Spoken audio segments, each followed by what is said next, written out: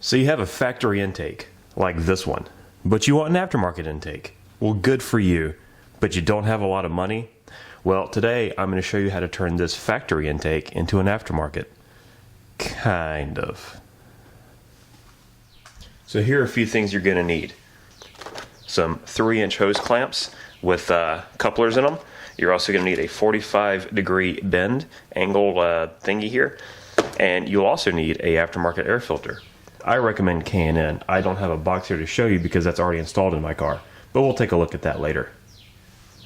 Alright, so getting a good shot of this is going to be kind of hard, but first things first is you need a T20 Torx bit, which is right here in my little gun thingy, and you need to remove the mass airflow sensor.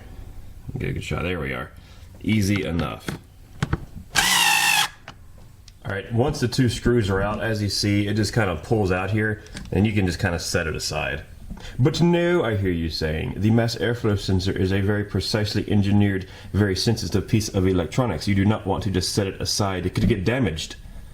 It'll be fine. It's actually got some pretty robust plastic around it. Just setting it to the side is not going to hurt it. Alright, next is to remove this hose clamp. It's got a slot for a flathead screwdriver, but your best friend in this situation is just to use a 6.5 millimeter socket on it, and that'll make it a lot easier. It won't slip off like a flathead can.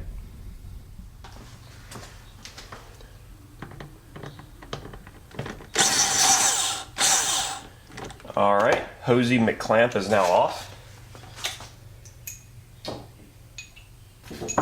Next order of business is just to, oh, sorry about that. Next order of business is just two 10 millimeter bolts here.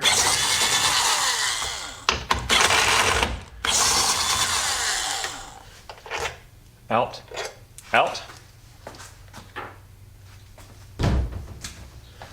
This little connection just kind of pops out. Then the whole box can lift right on out just like that.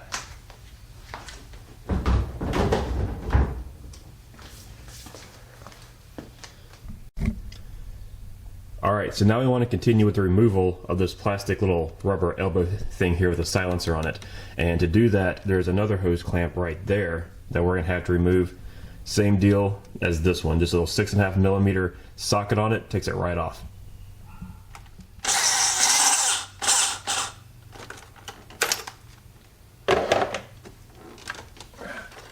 Make sure you don't lose the socket like I'm about to.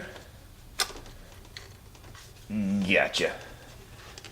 And then this is free, comes right off. So this is the factory elbow, and this is what we're actually going to be replacing. It's got a big silencer on here. Replacing that really isn't going to do much for performance, but it'll definitely sound better.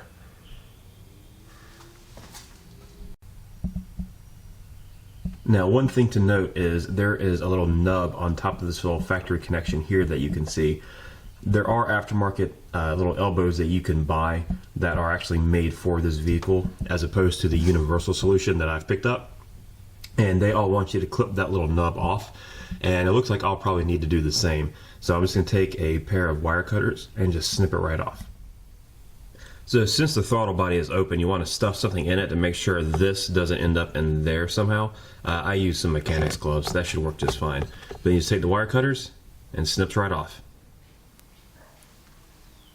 Alright, next thing you want to do is just crack open the airbox here. I'm not going to show you. It's pretty simple once you see what it looks like. There's about 5 of these little screws right here that you take out, and then it just kind of separates like a clamshell. Then new air filter goes in there. The K&N's already installed. Once you get that back together, then you just pop it back in with the new elbow, which is going to take a little bit of persuasion. So once you get your new air filter in, you need to get this onto here. Trust me when I say it's much easier to get this on here when it's off the car. So go ahead and do that. So after much swearing and stretching, you'll have the coupler on the box. Now you just need to do the same thing to the throttle body adapter that's on the inside of the engine over there. So again, you'll need to put this onto that. Also much easier off the car. But depending on the orientation of your hose clamp, you may not be able to get to it easy, and with a little finagling you can get it on there.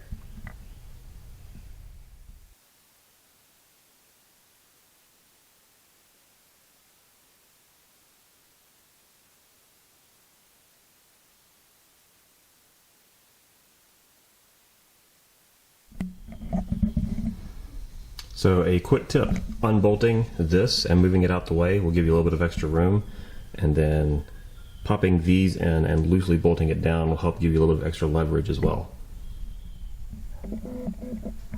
Alright, so once you're done, it should look something like this with the new air filter in there. Still got a couple screws and bolts and stuff to tie up, and I am not gonna lie, this is a bitch to do. But considering how much hundreds of dollars less it is than an actual intake, maybe it's worth it to you, maybe it's not. But lining this section up is a pain in the ass. If that elbow was about half an inch to an inch longer, it'd be no problem whatsoever. But because of the size of it and how cheap it is, it's a pain. So be warned.